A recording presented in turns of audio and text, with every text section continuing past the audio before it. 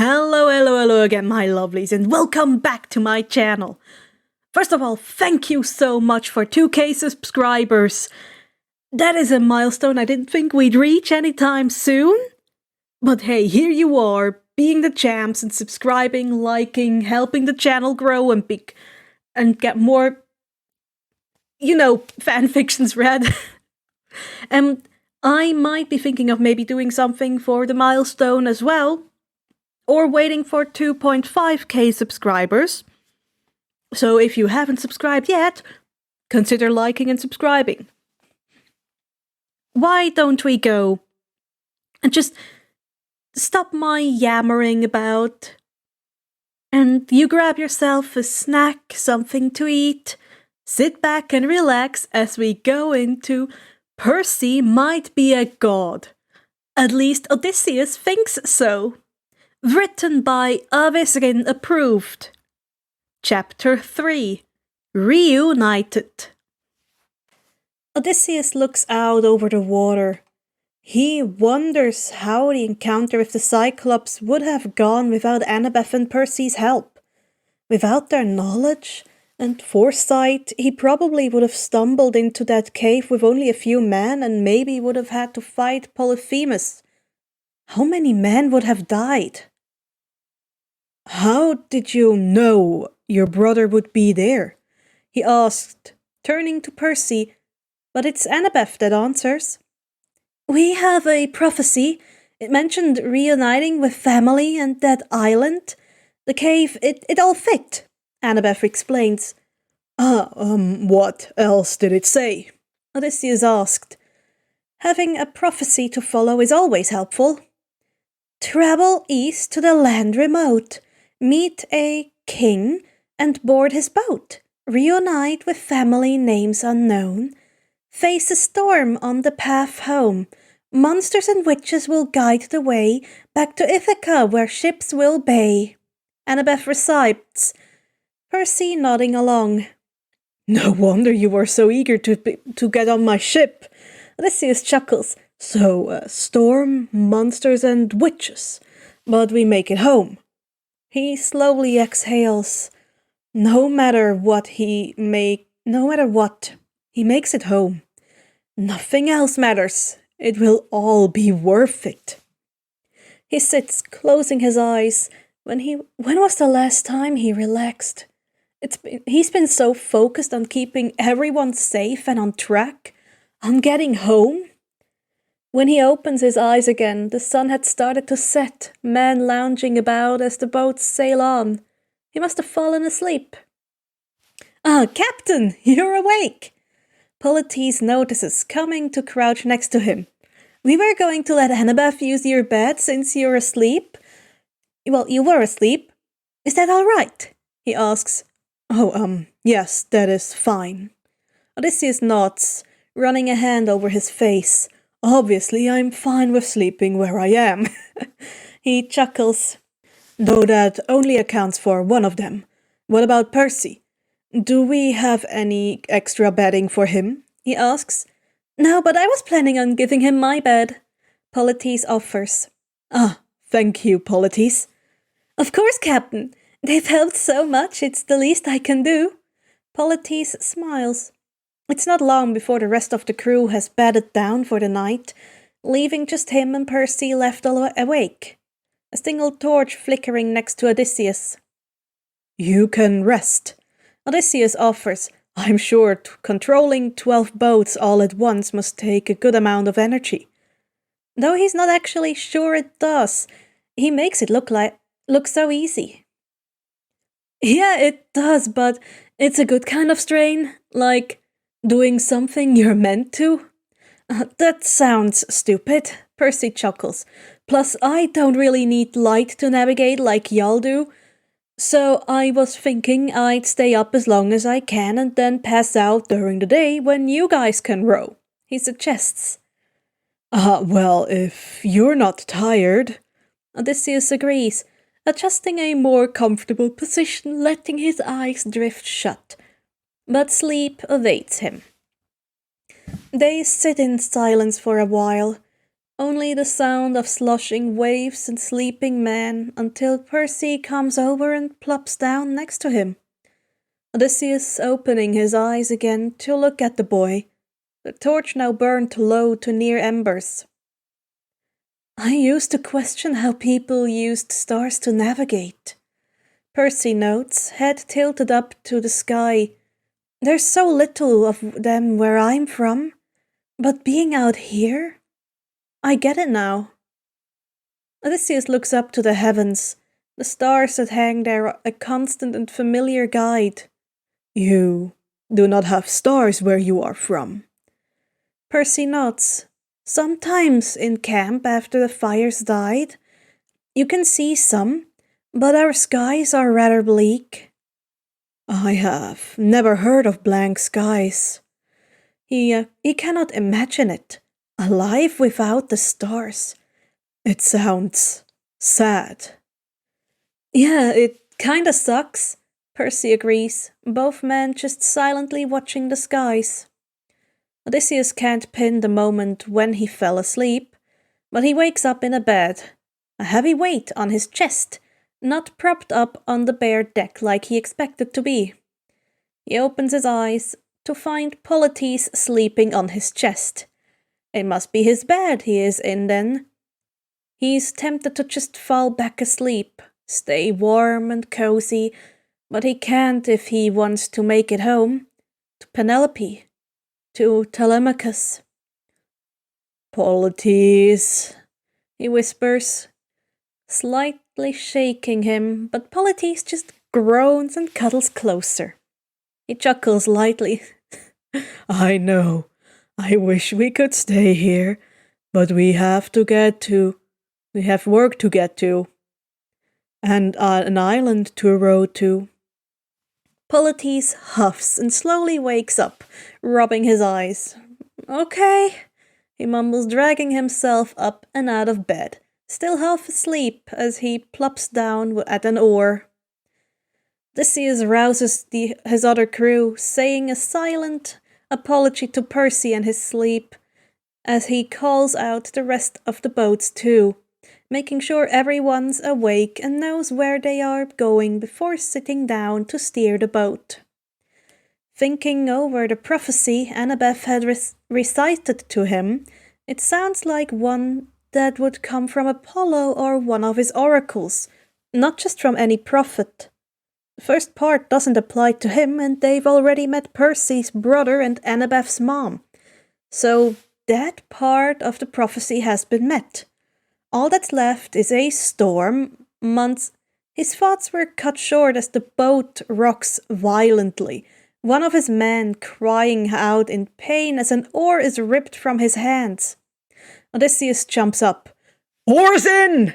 He calls, signaling the same to the other ships before quickly going to the man who cried out, looking down into the eerie, still and empty water before kneeling to check on the man. His palms were bloody from the force at which the oar was ripped from him. Go bandage yourself up. He dismisses him from the oar, but the man doesn't rise. Odysseus was about to repeat himself when Eurylochus speaks up.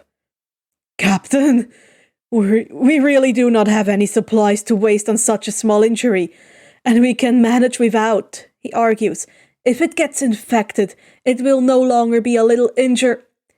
It was huge. The guy at his feet mumbles, still staring out into the water. Huge? Odysseus repeats, eyes widening. He had hoped, prayed that it had just gotten stuck on something, but that hope is now crushed. We need to get out of here, Eurylochus says, grabbing an oar to start rowing again. Eurylochus, wait! We can't afford any more injuries. Odysseus calls to him. Where is Percy? In your bed, Polites answers, quickly jumping up to get him. What did you see? He asks his men. Not much, just a shadow in the water, but it moved fast. One nearby pipes up. It was at least 2 ships long, maybe larger. The one he's standing over says, My oar caught its fin. This is not good. They need to go. Now. He returns to the upper deck where Annabeth and Percy are standing, watching the waters as they move. The rest of the fleet pulled in close so Percy can see all of them easier. There! Annabeth points as a large shape rises from the depths and detects one of his other boats, ripping a hole in it. That's a Ketus, isn't it? Percy asks as he looks down at it. That's another one of Dad's, he notes. Annabeth nods and turns to Percy. Percy, push these boats out as fast as you can. We will need to repair them anyway, so get us to that island quickly, she orders, and Percy nodded and the boats speed up, going faster than he has ever seen a boat go. Oh gods! Odysseus breathes out, having to hold on to the side of the boat to keep steady as the boats creak and shake under their feet. Planks ripped off by the force of the ocean and the monster that darts up out of the seas to attack their boats, rocking them to make men fall over the sides and into the ocean for it to eat, but he doesn't get to see it if it's successful. All he can do is pray that they all just somehow stumbled into the beast's home and they will be free of it soon, and that this is not some divine punishment set onto them. A few hours later, their ships are rammed into an island, the waves pushing them as far up as they can, effectively beaching them. But at least they're safe, the monster confined to the deeper waters. What are we going to do now? Our boats are broken and that thing is still out there. Eurylochus gestures.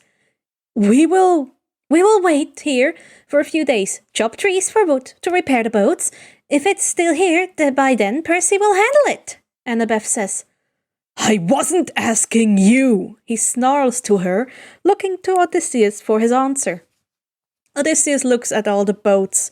There's not much else they can do besides return to the sea with damaged boats.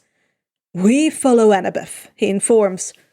What if this island is dangerous? What will we do then when our boats are damaged? Eurylochus asks, other men starting to question this as well. If it's needed, Percy can hold the ships together till we get to a new island, Annabeth says. Though the crew looks to him, he is their captain, not her, and they do not have much faith in her seemingly reckless and dangerous plans. There are 600 men here who have survived a war. Surely none of you have forgotten how to fight. Odysseus adds, if you are so worried, gather a group and go scout out the island for danger. He encourages, dismissing Eurylochus with a wave of his hand. He has other things to deal with. You all with me. We will take a look around, make sure this island is safe, Eurylochus orders as he leaves with around 20 men following him. All right, while they look around, the rest of you should get everything off the boats and start setting up camp. We may be here a while, he tells the rest of his crew as he starts to walk down the line of boats, checking how much damage they all have, and finding that it is worse than he would have thought. Almost every single one has a significant damage to the hulls. They would have sank every single one of them if it wasn't for Percy, and his men aren't in much better condition, with 3 missing and more with injuries, including one with a near-shredded leg. His losing his crew and their faith in him, and now they will need to be here for at least a month fixing these. He runs his hands through his hair and orders an infirmary be set up with their limited supplies, reassuring the injured that they will be okay even though he knows at least one is too far gone to save. Once they're taken care of, he moves on to look over the supplies. Only then does Annabeth join him. I'm sorry, I've been undermining you, she says. I'm so used to being the leader, but you are the captain, not us. I should be waiting for you to ask us for advice, she admits. It's okay. I trust your judgment. It is not your fault that there is tension within my crew. He dismisses, running his hand over a damaged board. I hadn't thought we were near areas with such beasts, but I suppose I thought wrong. It's probably our fault, Annabeth admits quietly, so no other man can hear. Demigods attract monsters. They can sense us. Ah, he pauses. So that's the payment. You can have someone who controls the oceans help speed along, but you will have to face monsters. These kids were here alone before. How do you go anywhere? Being among mortals can help hide us, but most don't unless on a quest. We live in a special camp on an island. It's protected from monsters and mortals alike. It's where we learn to fight and control any powers we might have. Though children of lesser gods might choose to live outside of camp, they don't attract as many monsters. Even I don't attract that many, as I'm not a child of the Big Three, Annabeth explains. The Big Three? He parrots back. Yeah, Poseidon, Zeus, and Hades, Percy says, having caught up with them as well, completely dry. Makes sense. That stronger powers would attract more attention. Odysseus nods. Yeah, it's not as bad as you think. Just 1 or 2 a year. If you don't count quests, which I don't, cause questing is basically just going out and seeking monsters. Percy shrugs. A monster or 2 a year. No wonder they seem so unfazed by everything that has been happening. Odysseus thinks to all the stories he's been told of such things. Scylla, the Minotaur, Hydras, and wonders how many horrors this kid has faced in his short life. So, I was thinking for repairing the boats, we should have 2 groups. One to cut trees with 400 men, and one to refine the wood onto the boards with 200, and rotate out men from twice a day so as though to no one gets too bored. Then, once we have a good few boards, split the group chopping trees in half and have half work on the boats, which would give about 16 men to each ship, Annabeth suggests, pulling him from his thoughts. Unless you have another plan, she tacks on. No, that sounds like a good system. Odysseus agrees. We also should have just the amount of acts to cover that. He noted, going to check both of the demigods at his heels, or at least they were until... Perseus Jackson! An angry voice calls out. Odysseus draws his weapon as he turns to look, though he's caught off guard as he sees a young boy, no older than 16, step out of the shadows. The boy is dressed in regal clothes, not meant for travel. The pitch-black fabric seems to catch and absorb the light around him, making the kid's scarred skin seem deathly white, like he might have just risen from the underworld. And who's to say he hadn't? The kid feels dangerous, like death itself is approaching. Odysseus has to make a conscious effort to stay calm as the kid storms over, but Annabeth and Percy seem unfazed by this, so he keeps his weapon lowered. The kid shoves Percy, saying something in another language. Latin, maybe? Percy just laughing and replying, a friend then. Odysseus slowly sheathes his sword. Nico, don't shove him! A second boy scolds. Odysseus, having been too focused on the little embodiment of death to have noticed his golden companion, a boy of similar age, though he's taller, with a sheaf of arrows on his back. He watches as the golden boy grabs Nico's hand to keep him from shoving Percy again, and can't help but wonder if these are gods.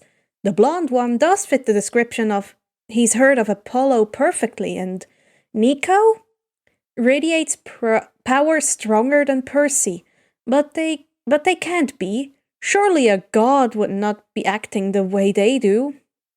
So, who are they? He asks Annabeth quietly.